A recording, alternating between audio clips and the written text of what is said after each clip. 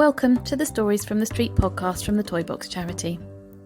For those of you who aren't familiar with us, Toybox is a non-profit organisation supporting street children in Latin America, Africa and Asia.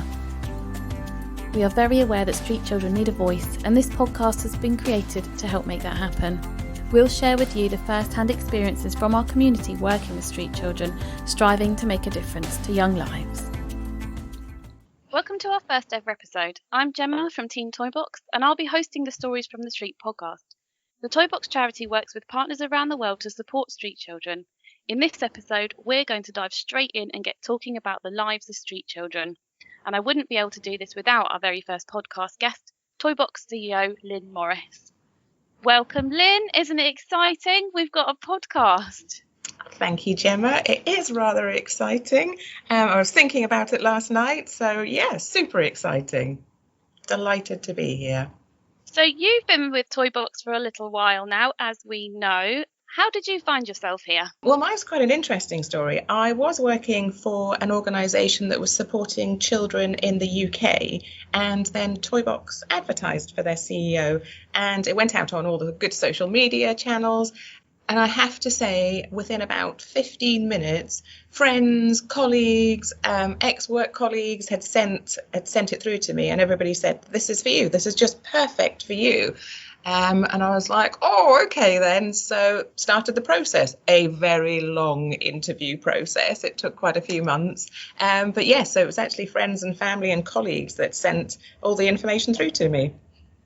That's nice. So it found you almost. Well, do you know, it really did. It did. And as a Christian, I really felt that God was, in that decision as well. I really do feel as if Toybox did find me. And I was super comfortable with the process, as you go through the various interview stages and you meet different people. And I kept on thinking, do you know what, if it is for me, then it will be for me. And if it's not, that's absolutely fine, because I wasn't unhappy in the role that I was in before I joined Toybox. So so 7 years I've been here now, and it's been a real journey, the ups and downs that any organisation can possibly have. And then we add in things like Brexit and recessions, and then we come to a coronavirus and a global pandemic. So it has not been boring, let's put it that way.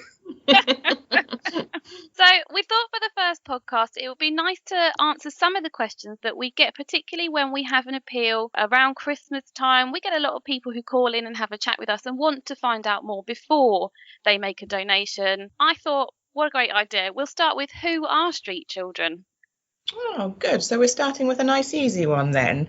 There is a UN definition for street children, which is very grand, and basically it talks about the term street children or street connected children, homeless children. All of those words are sort of brandished about. I think for us at Toybox, we see street children as children who are living on the street, so that's an easy one to get your head around, but also those that are working on the streets and sort of migrating towards the street. So they're at risk because they might be spending 9-10 hours a day selling on the streets or just hanging out on the streets. So we would view them as street children as well, because they may have a small home to go back to, but they're still spending the bulk of their time on the streets. And of course, that then puts them into super dangerous and risky situations. And then, of course, there's those children who are completely and utterly on the street. So their whole life is on the streets. They're living, they're working, everything is taking place out on the streets or in, warehouses, derelict warehouses, etc. So I think that's at Toybox what we would classify a street child as. And how many street children do we think that there are?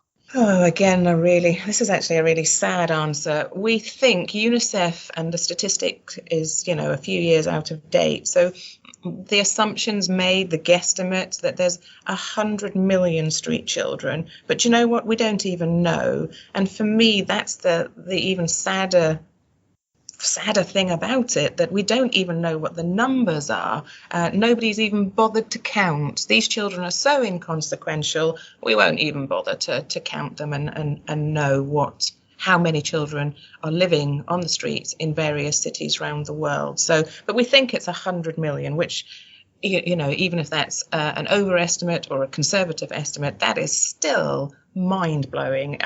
It's a figure you can't even get your head round, isn't it, really? That amount of people. That's more than the population of the United Kingdom. We're saying globally, children are living on the streets. And why do we think that children are living on the streets? Is it a choice that they have? You know, what is it that through their life, through their very short and young life, what is it that leads them to the streets? I think it's a combination of many, many things. And I think that you have with some, you know, each child is different, each family situation is different. And at Toybox, we talk about the push factors and the pull factors. So there are some family situations where the child just thinks, I can't stay here anymore because it's abusive, or there's not enough food to eat, or whatever those challenges are. So they leave in the hope of finding a better life on the streets. And, you know, the opportunity to get money and to be able to feed themselves. So you can see how they're pushed out into that situation.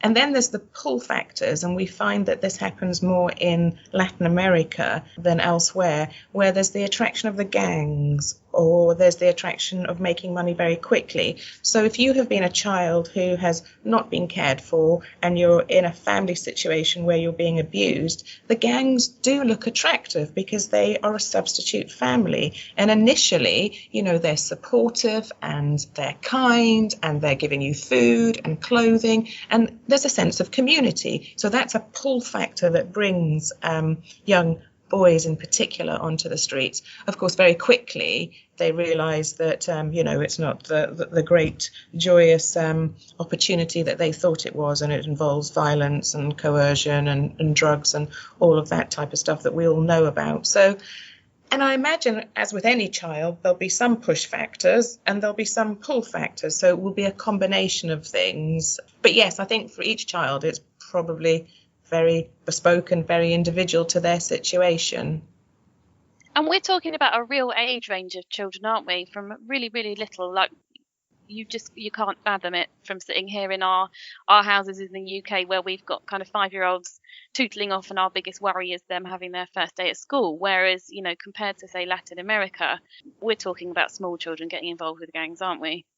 Yeah, we're talking about young children, definitely. And on the streets, children, you know, from babies upwards. And there's generations of families who, you know, who are now living on the streets. So there'll be young girls who are pregnant at 13, 14, giving birth on the streets. And of course, then that baby is on the streets. When I first started working for Toybox, we went to Guatemala City, and we were sitting out in a bus station, the terminal of a bus station, and there was a young girl, and we'd arrived and we were distributing medical, there was medical help if any of the children needed it, and it was food and coffee and something warm to eat and drink. And a young girl came out, and she must have been, I'm going to say 13, 14, which was the same age that my daughter was then, and she was holding a baby, and the baby was hers.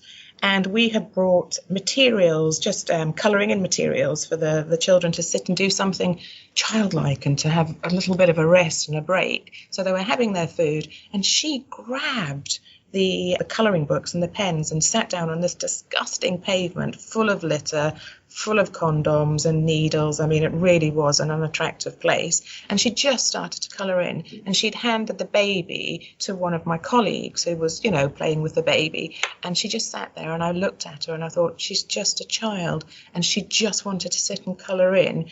And when we had to go, and clearly we left all the colouring stuff, but she got the baby back, and you could see that there was this real tension in her. She didn't really want the baby back. She just wanted to sit and colour in because she was a child. And I remember that night overwhelming me, because we got into the van and I drove back to a hotel, and I could have a shower and I could have something to eat and felt safe because I could lock a door and close a door. And I kept on thinking, where's she gone? Where's she gone? And even though I had just seen it with my own eyes, it was still, I just couldn't get it through my small brain that she was where we'd left her. And that's why I always think it's quite challenging when we try and tell the story of street children, because even when I had just seen it, I couldn't quite internalise it. I couldn't quite fully understand it. And we'd left her. I could only make the connection with my daughter, who I had phoned, and my question to her had been, have you cleaned your teeth properly tonight? And the contrast and the difference and the reality of these two little girls, each with massive potential, each who should have choices, in life to be whatever they want to be and to be safe and secure. And one child was being asked, had she cleaned her teeth? And the other child was left in a dark, dirty, scary place holding a baby. Yes, I think that's possibly an image that will never leave my mind.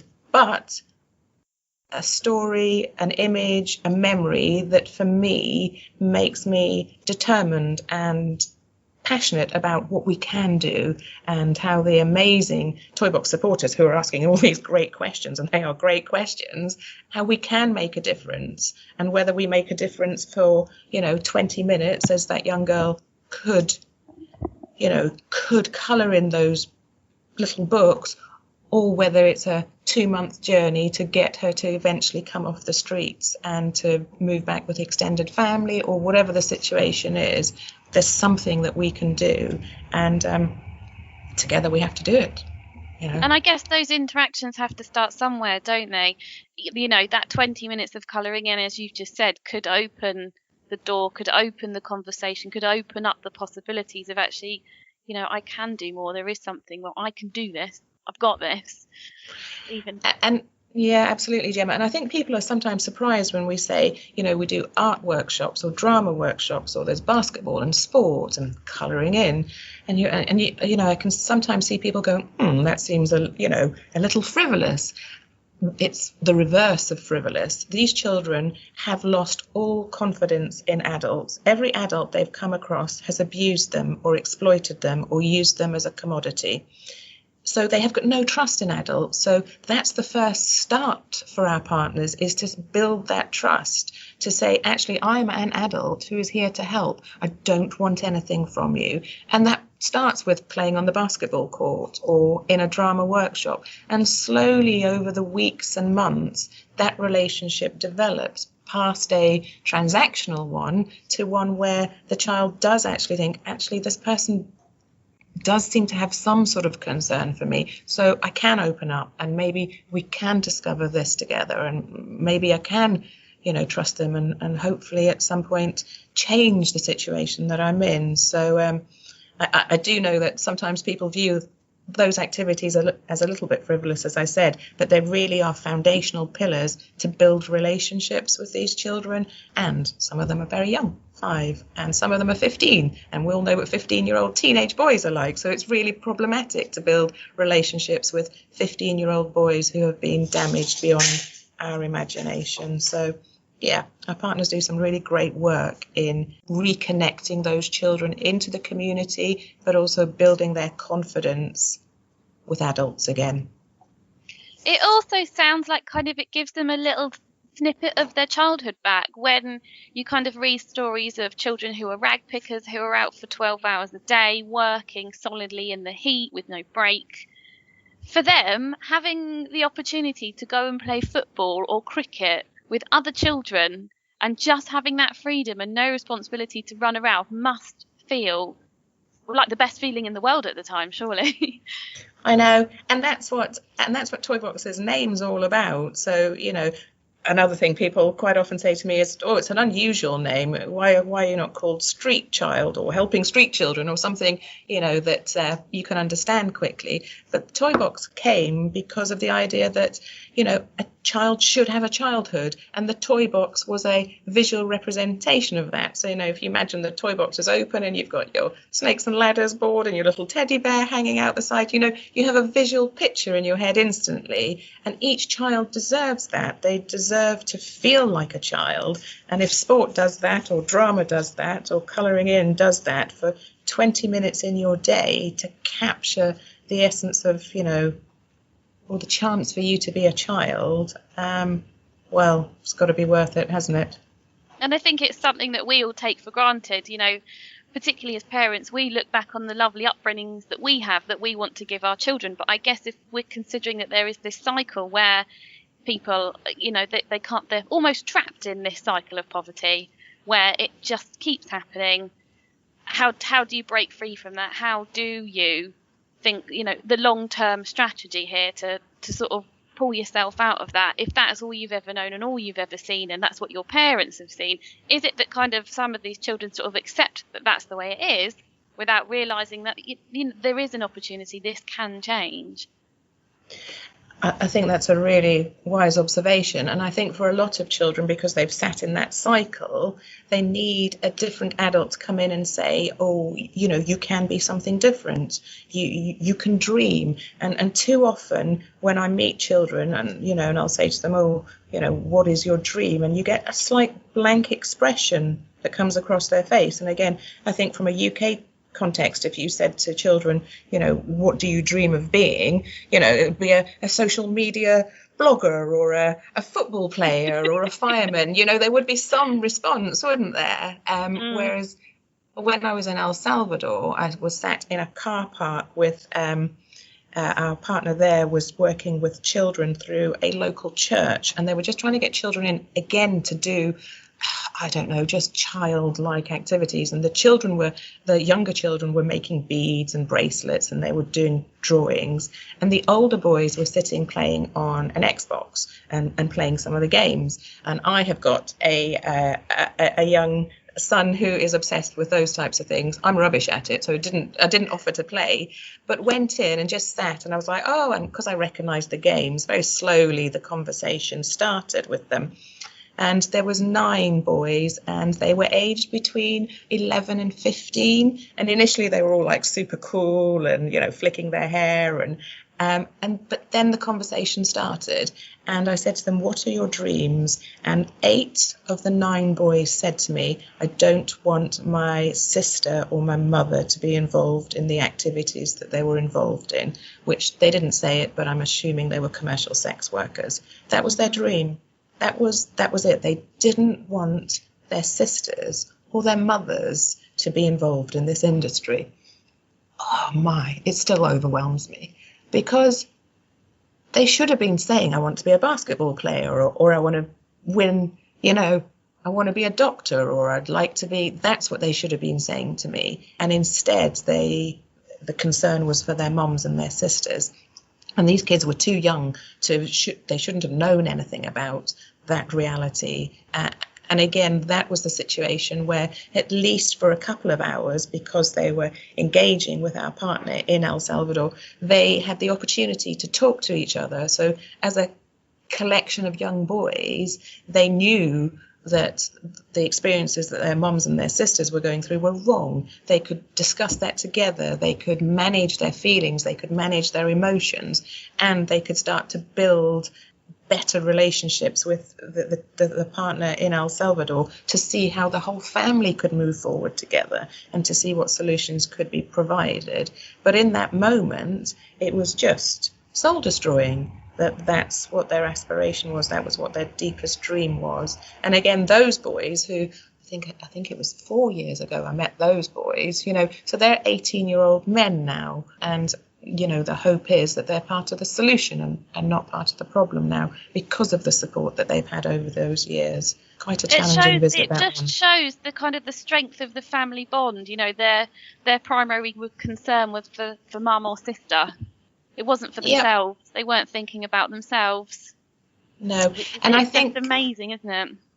And I think that's on all the trips that I've been, and all the families I've had the privilege to meet, there has been a determination, a sense of humour, it's just like going into any other family environment. If mum's there, she's telling the boys to pick up their clothing, grandma's, cooking something in the background. It's very normal. In some cases, when you go and visit families, it's super normal. And of course, you're welcomed. And I always feel so privileged, because I sort of represent Toybox and our amazing supporters. And I'm sort of this conduit between the two. And the best bit is when you say to families or children, people in the UK care. They're like, really, what? You're like, yep. somebody 3, 4, 5, 7,000 miles away really is interested in you, really is concerned about you, and the excitement that brings is transformational, because you feel that you're not alone in your struggle. Particularly mums like to know that other mums know what it's like to have children who misbehave and that are challenging and not doing their homework, and all things that that lots of mums and dads in the UK experience every day, and definitely have done as some of us were homeschooling over the last 6 months. So mine is such a privileged role to be able to be sort of as I said, the conduit in the middle and travelling the messages through. And please don't hear that I'm saying trips are depressing, because they're not. You come away, and I am sometimes so angry with the world that I can't find the words to articulate it. Sometimes I do feel super low because you've just seen and heard stories that make you want to weep. And then I come away also full of joy, because the resilience of people, the determination, the ingenuity, the humour, just all of that. So they are not depressing, visits that I make, quite the reverse. They are inspiring. And I guess, that's what keeps Toybox doing what we're doing, that it's being, the support is being well received, that we work with such fantastic partners that are so invested in what they're doing, and that we are seeing these long-term changes. How can people at home support us? I guess is something, that we talk about. There's donations, there's monthly direct debits, but there's a lot more to it, isn't there? There's a lot more people can do to support Toybox. Absolutely. Clearly, money is always a key thing for any organisation, no different for Toybox. But we have people that are praying for the organisation, that are writing to their MP because they want, situations to improve in certain countries. We've got people that are doing fundraising activities, and they can be like, the massive ones like running the London Marathon, down to teeny tiny things that people enjoy doing. We also have people who send us just the nicest letters, and I can't tell you how these letters cheer us up, and especially, in the last 6 months where it's been a tough time for everybody around the world, really. And we get these letters encouraging us, telling us to keep going, telling us we're doing a good job. And I cut them out and stick them on my desk, because if I'm ever feeling a little bit like, oh, here I am in another budget, I just look at those letters and they cheer me up no end. Clearly, social media is a big deal. So sharing stuff, liking stuff, commenting it, that all helps. So just keeping, Toybox's name out there. But it's more than that. It's not about Toybox. It's about what Toybox does. And our name's just a label for what we do. It's about pushing forward the injustice that there are still children in 2020, there are children lying on the streets tonight.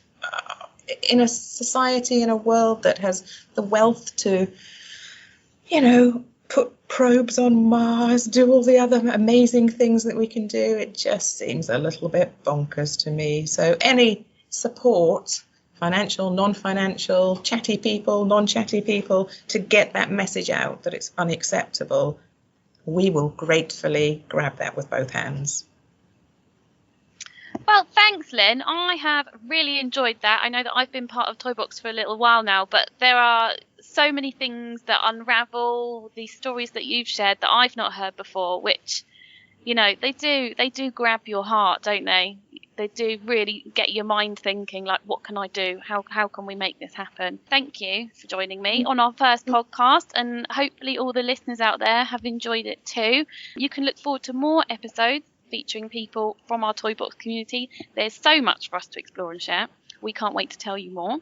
If there is anything that you'd like to hear more about, of course, pop through an email to us, supporters@toybox.org, or you can pop us a phone call or send us a little DM on social media.